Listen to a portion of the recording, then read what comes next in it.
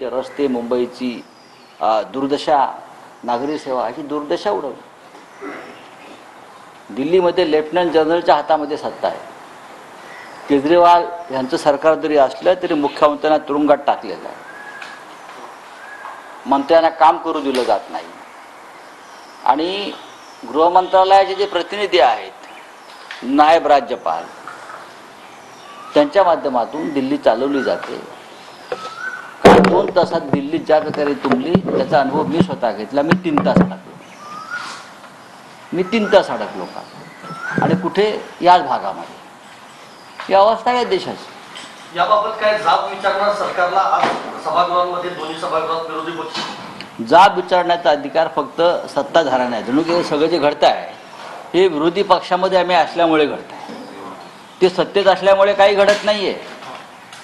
आम्ही विरोधी पक्षात आहोत म्हणून आमची जबाबदारी, आम्हाला प्रश्न विचारले जातील. आजही आम्ही त्यांना प्रश्न विचारलो तर आम्ही गुन्हेगार ठरू.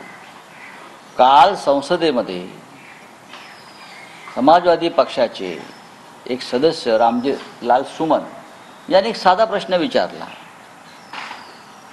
की राष्ट्रीय परीक्षा संस्था ही नीट सारख्या परीक्षांचं नियोजन करतं, NTA अशा अनेक संस्थांवरती जे प्रमुख म्हणून नेमले आहेत त्यांचं क्वालिफिकेशन काय आहे, तर संघाशी संबंधित असलेल्या व्यक्तीला तिथे नेमलं जातं का, ते पाहूनच नेमलं जातं. ह्याच्यावरती काल संसदेमध्ये किती गोंधळ झाला. आणि तो गोंधळ सत्ताधारी पक्षांनी केला. राज्यसभेच्या चेअरमनविषयी आम्हाला आदर आहे, पण त्याने एक वेगळी भूमिका घेतली. त्या संस्थेचे प्रमुख प्रदीप जोशी का जे कोणी आहेत त्यांचा तुम्ही पूर्व इतिहास पहा.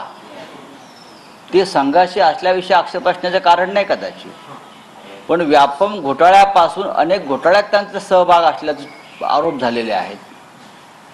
व्यापम घोटाळ्यापासून अनेक घोटाळे त्यांच्या नावावर आहेत.